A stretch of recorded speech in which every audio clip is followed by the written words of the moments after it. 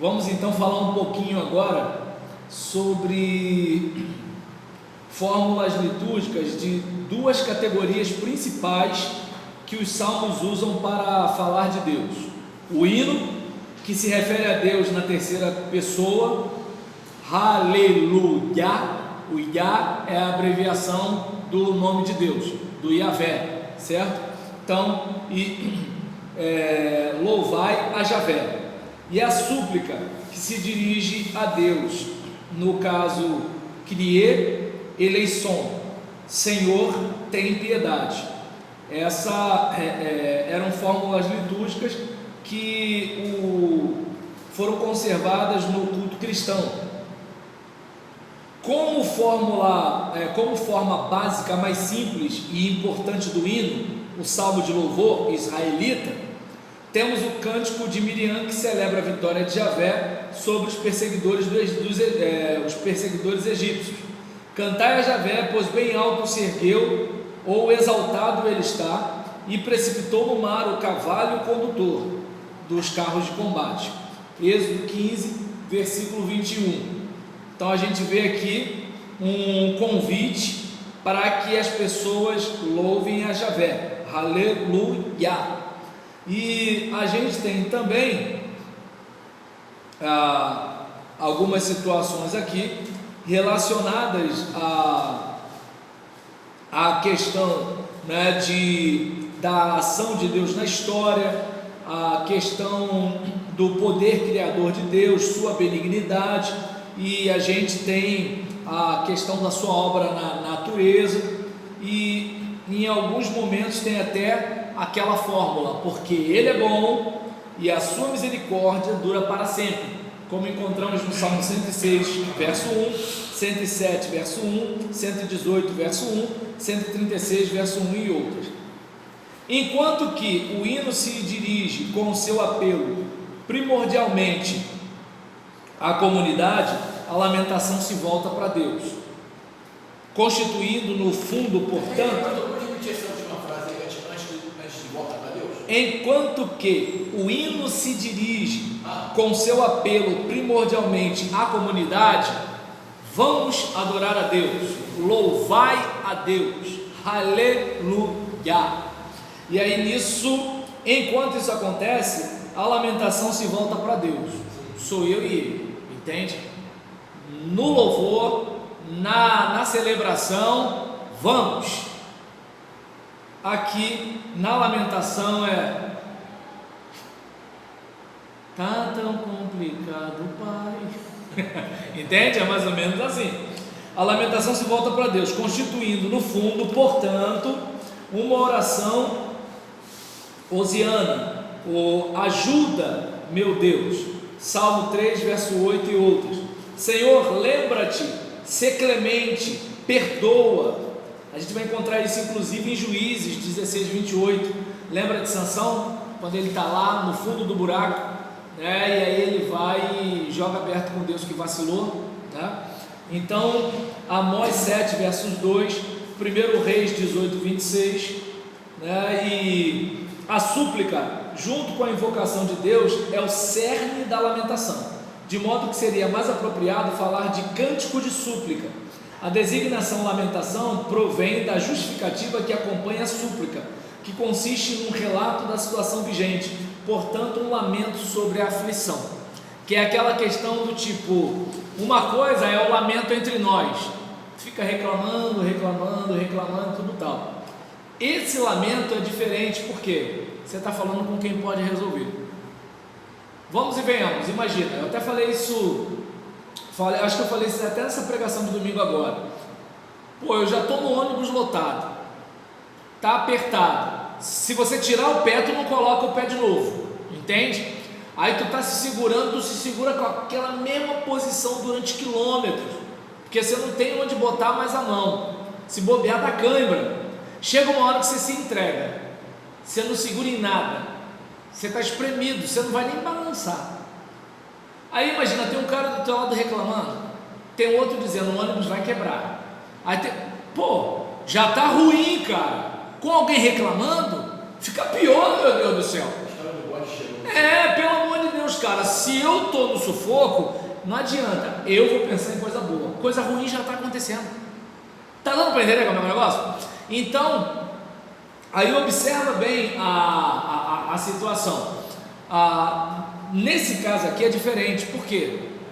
Você pode colocar para Deus todo tipo de sentimento ruim que tiver no seu coração, que você não vai incomodá-lo. É diferente. Por exemplo, se eu ficar no ouvido da minha esposa, poxa, nossa vida está assim, não sei o que, não sei o que lá, eu vou deixar lá para baixo. Mas se eu, em vez de pegar esse tempo e colocar no ombro dela, na calada da noite, ter aquele papo reto com o Papai do Céu, eu posso ficar 10 horas falando com ele, que ele não vai ficar abatido. Está dando para entender a situação? E pelo contrário, ele ainda tem poder para me dar solução. E enquanto não me dá solução, a nossa comunhão já me fortalece. Entende a diferença aqui? Porque quando fala lamentação, pode soar negativo. Ué, como assim? Lamentar? A lamentação para Deus é válida, porque você está falando com alguém que pode resolver. E você está usando o seu sofrimento como oportunidade para estreitar a comunhão. É aquele caso do relacionamento, né? Diga-me com quem andas, eu te direi quem és. Quem se mistura com porcos, farelo come. Então, nisso que você está andando com Deus, você vai começar a experimentar mais de Deus, se acostumar mais com as coisas de Deus. Daqui a pouco, o que é natural para Deus se torna natural para você, e o natural de Deus é sobrenatural para você. Olha aí, né? Parece que eu estou pregando, gente, desculpa aí, foi mal. Aí nesse caso, o irmão até deu glória aí. Então, nesse caso aqui, a gente tem, por exemplo, né, a forma completa da lamentação consta essencialmente de 3 partes: invocação, lamento e súplica. E, porém, costumam se juntar a estes 3 ingredientes básicos. Deixa eu ver aqui. Outros elementos estruturais, sem que se possa determinar rigorosamente a sua sequência. Então, na estrutura, as lamentações do povo, nós e do indivíduo eu se assemelham. Então, invocação a Deus, muitas vezes acompanhada por uma súplica ou pergunta breve: por que nos rejeita, ó Deus, para sempre? Salmo 74, verso 1. Deus meu, por que me desamparaste? Salmo 22, 1. Das profundezas clamo a ti, Javé. Salmo 130, verso 1. Então aqui a gente tem a invocação, lamento ou queixa como descrição da aflição ou necessidade, doença, culpa, perseguição por inimigos, abandono por Deus, com as perguntas típicas: por quê? Até quando? Por que diriam as nações, onde está o seu Deus? Salmo 79, 10, Salmo 115, 2. Até quando me esquecerás, Javé? Salmo 13, versículo 2. Então a gente tem essas situações aqui. Deixa eu ver aqui. Súplica: restaura, Javé, a nossa sorte. Salmo 126, verso 4. Cria em mim, ó Deus, um coração puro. Salmo 51, 12. Então a gente tem esses elementos aqui, né, tratando, né, da situação do culto, seja, como a gente falou aqui, né, o hino e a súplica ou a lamentação, em que a gente tem esse momento, né, de invocação, lamento e súplica. Deixa eu ver aqui. Beleza. E deixa eu ver. A gente tem também. Isso. A gente tem também 3 grupos de salmos que podem estar correlacionados entre si: os salmos régios, os salmos de Sião, os salmos de intronização, diferem mais por critérios temáticos e da história da tradição do que por critérios relacionados com a história da forma. Então a gente, deixa eu ver aqui,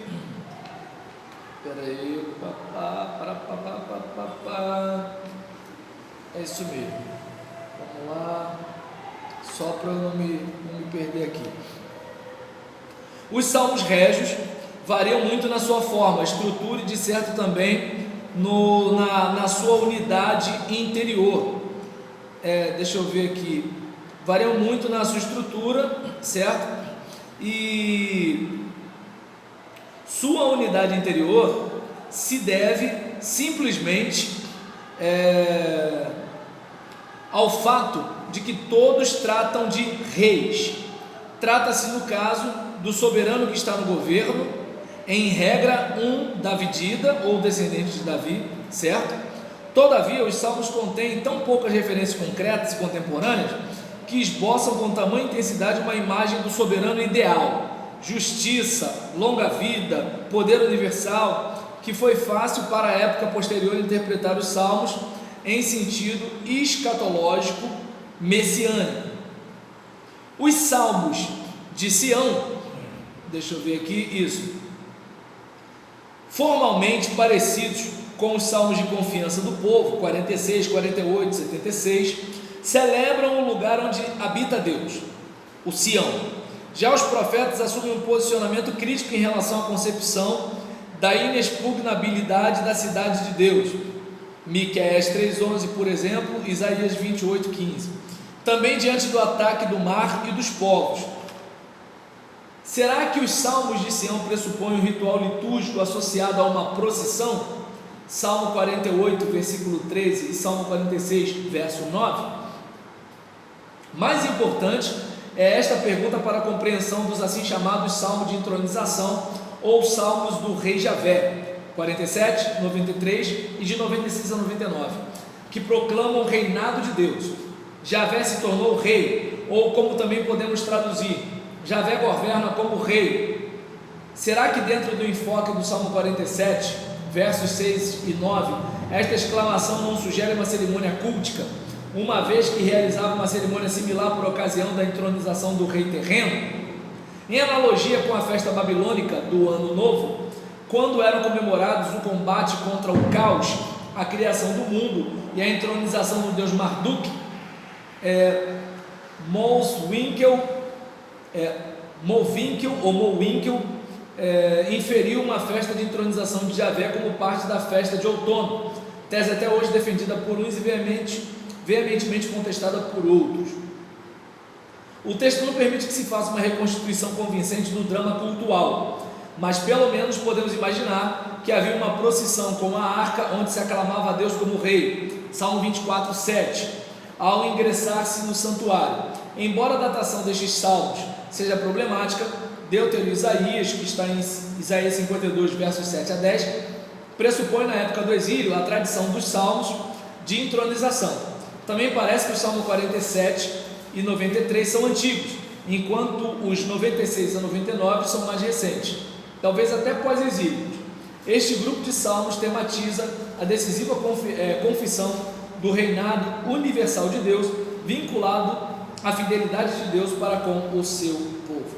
Então, a gente aqui fecha o bloco sobre as categorias, sobre as breves fórmulas litúrgicas a respeito das categorias dos salmos usados para falar de Deus no culto cristão, a partir daquela compreensão do hino, com a sua forma básica e simples de louvor a Deus, também a lamentação com a sua estrutura de invocação, lamento e súplica, e os 3 grupos de salmos que podem estar correlacionados entre si, que são os régios, os salmos de Sião e os salmos de entronização. Eles dão um pouco de pista de como poderia ser o culto israelita, em que a gente tem aquela ideia da procissão,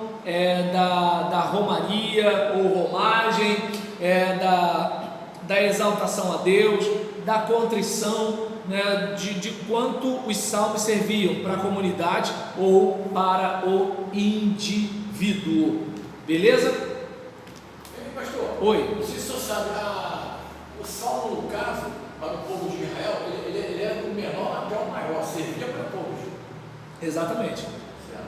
Porque na compreensão israelita, todo mundo é pobre, todo mundo é pecador, todo mundo está devendo. O rei e o súdito, geral.